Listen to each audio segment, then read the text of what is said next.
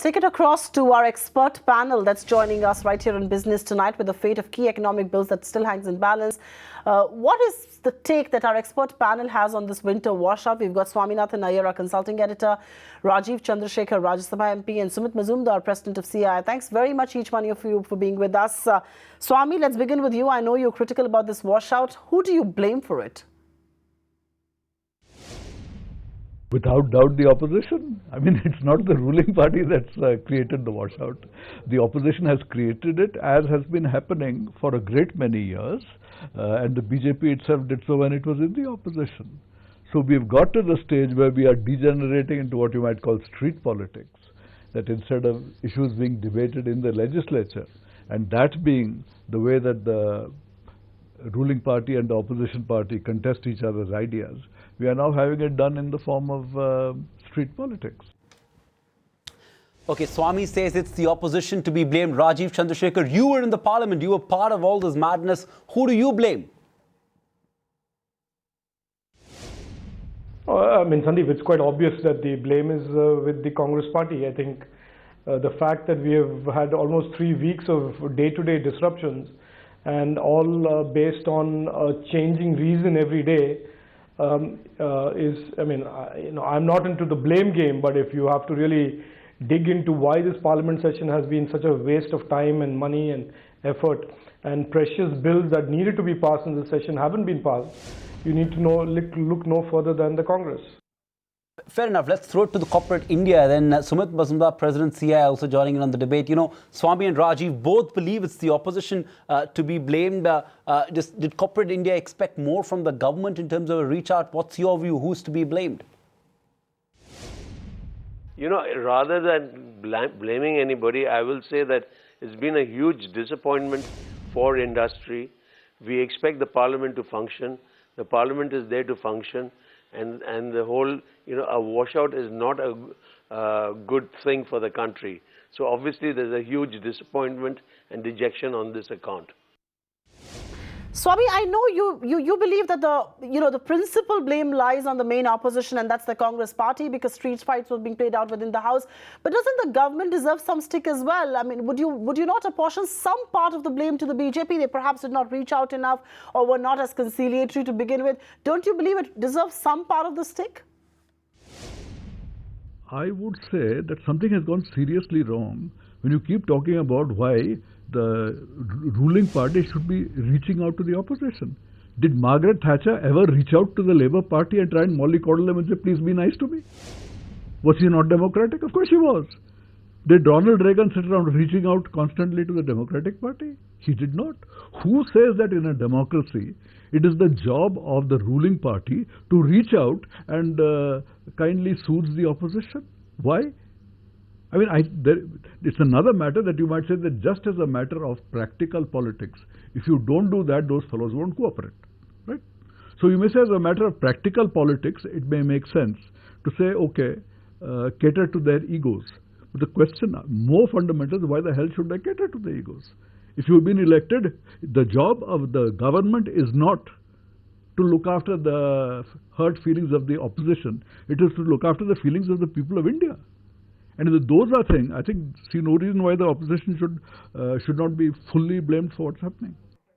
All right, I get your point. You're vexed with the opposition for this winter washout, and perhaps that's where you're coming from. But Sumit Mazumder, you represent the industry here. What is your expectation? Do you actually expect the government and the opposition to bridge differences, to bury the hatchet and roll out the GST? And the fact that there was so much of hope around the GST and it did not go through, was that a big disappointment that the GST has yet again been delayed?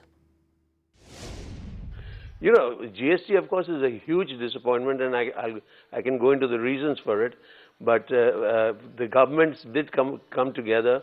I just wish they had come together earlier so that they could have ironed out whatever differences there were and arrived at some form of GST. I really believe that it's important to get GST rolling. You know, you can't always get the perfect GST at the first go. So through discussions, I was hoping that they would come across with some GST.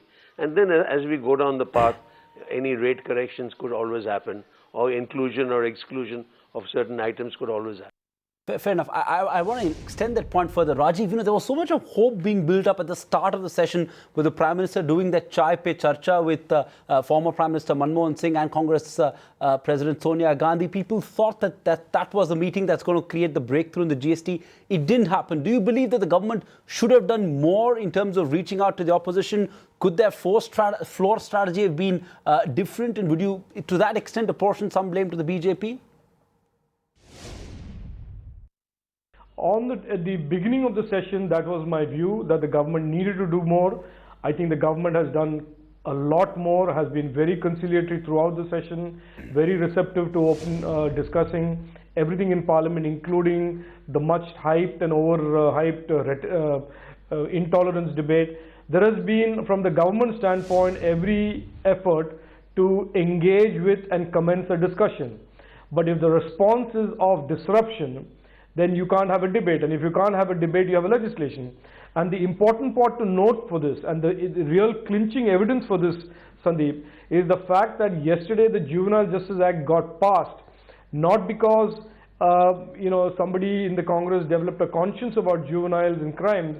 It is because the public outcry in Delhi created a heat that was just too much for the Congress to ignore, and they had to come sit and participate in a debate and help pass the bill. It is that kind of a public outcry that, in my opinion, is required to get these important economic reforms passed in Parliament. Parties must come to Parliament and discuss and debate this. I have no problem with those 3 points, Sandeep, that you mentioned, or that I have also mentioned. But if you don't debate those 3 points and allow for consensus to emerge after the debate, then what is the point of an institution like Parliament? Okay, let's now talk about the reality, which is a delayed GST. Swami, the finance minister, says a delayed GST is better than an imperfect GST. Do you agree with that view? No, I would say that the suggestions of the Congress party on the GST were improvements. I have no objection to those suggestions themselves. I don't think they make a caveat. The Congress party wanted the rate to be put into the constitution, which I think is clearly wrong. And I think it would be right for Jaitley to resist that. But that apart, the 1% central sales tax, if that is abolished, I think that's a very good thing. If there's a dispute settlement mechanism, I think that should be acceptable. So I would simply say that whatever you do, GST is not one single act. GST is a process over time. It is a process that can be improved as parties do more and more, like you can reduce the various lists of exceptions and exemptions. That should be an improvement. Parties may make it worse by increasing that list. Because at this point, we only have a constitutional amendment to make a process possible. What the Interstate Council will finally do remains to be seen and can also be changed over time.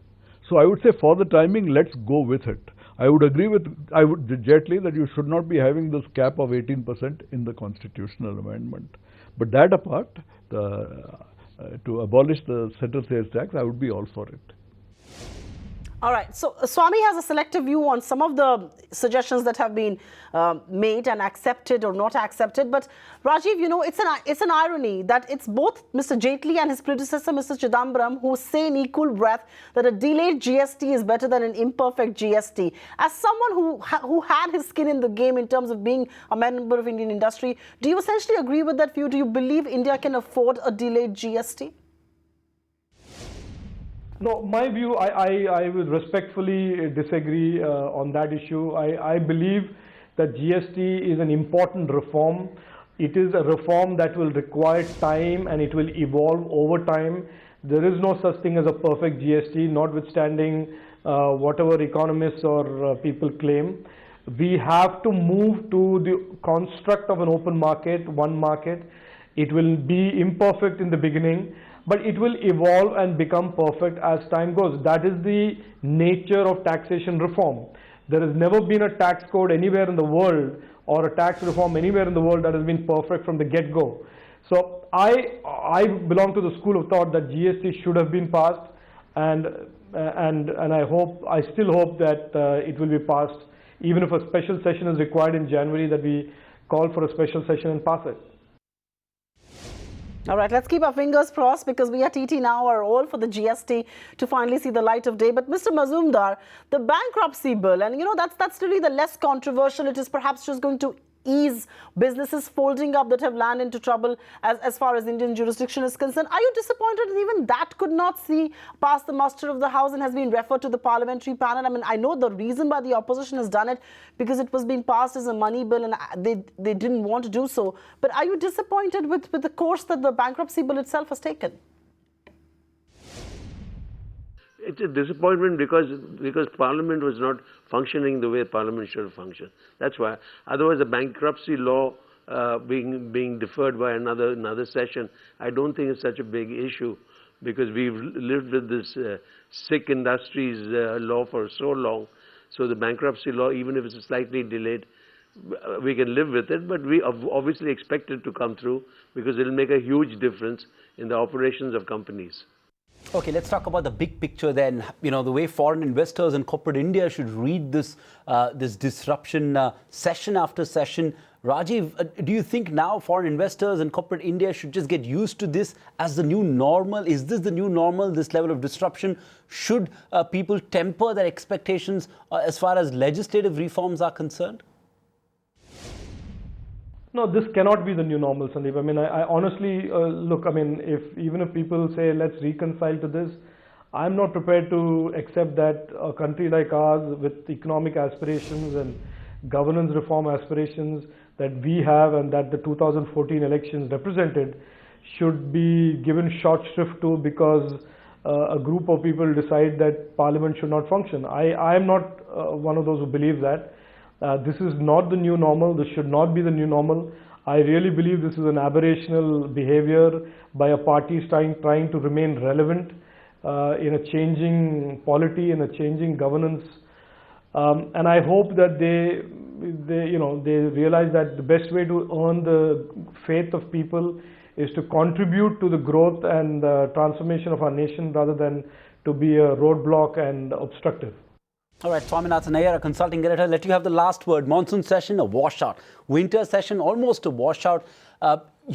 Is this disruption a reality that we all have to live with? And is it time that we all temper our expectations from this government, at least as far as legislative agenda is concerned, at least as far as legislative reforms are concerned? No, I think it's very clear that if you think there are going to be major reforms, controversial reforms in New Delhi, it would be a mistake.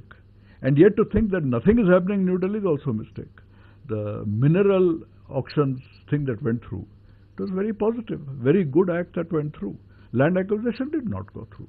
GST did not go through, but is going to go through, I think, in the next session.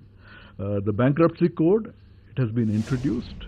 If it's a money bill, it should go through quite easily. And by referring to Joint Select Committee, Jaitley has brought in some measure of inclusiveness. So I would say the legislative process has been hobbled, but not crippled. Hobbled but not crippled. That's Swaminathan Aiyar's view, summing it up beautifully as always. Thank you so much, Swami, Rajeev and Sumit Mazumdar for joining in with that perspective. A bit of a disappointment, the winter session. Let's hope the budget session is far more productive and the government and the opposition can really bridge their differences and move ahead, Supriya. It's an action-packed lineup that we've got for you the next 40 minutes on Business Tonight. Here's what we've got for you now. Coming up, 3 days after Kirti Azad leveled charges against Finance Minister Jaitley, BJP takes the move to suspend him for defying the party line. That story is coming up in just a few seconds. Prime Minister Modi begins his 2-day visit to Russia as part of an annual summit. We'll see bilateral talks between PM Modi and Russian President Putin. Also high on the agenda are defense deals. 2 blockbuster debuts on Dalal Street. Who says the IPO markets are flat? Stocks of Alchem Labs and Dr. Lal Path Labs soar over 30% on listing day. That story and much more is coming up right away on Business Tonight. All right, let's take it across to macroeconomy. And financial stability report for the second half of 2015 signals weakness in corporate balance sheets as well as balance sheets of the large lenders in India. Some systemic risks also exist in the economy, and we'll take it across to Nisha Poddar, who's joining us with more perspective and details. This really is a report on the health of the Indian financial system and the health of banks. What are the big takeaways, Nisha? Do fears persist?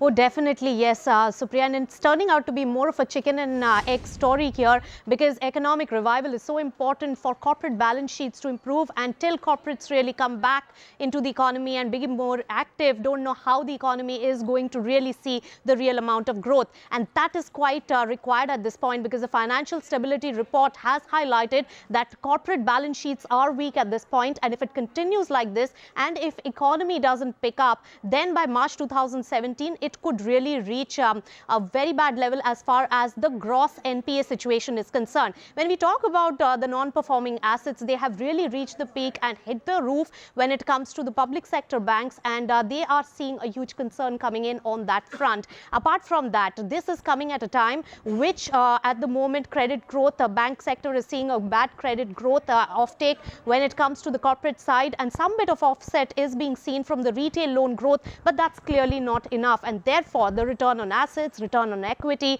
as well as the overall scenario for banking sector is looking bleak, as long as the asset situation really looks bad at this point. So therefore, that particular revival is very important, but the ability of the corporates to repay debt is looking bleak, and that's exactly what the Financial Stability Report is hinting at. They also say that 10% of the total debt given by the banking sector are the risky assets, which really could be systemic risks to the banking sector. Apart from that, some of the other pertinent points that have been mentioned in the report is the oil prices. If they really start turning upwards, which is not in sight right now, but if it does, then is the Indian economy really prepared for that? So that's something that has been also highlighted. And apart from that, we know that monetary policies across the globe have been changing very fast, and how we really save ourselves from the kind of impact that we are seeing. Here are some of the experts on what they make of the Financial Stability Report and the systemic risks that exist for the banks.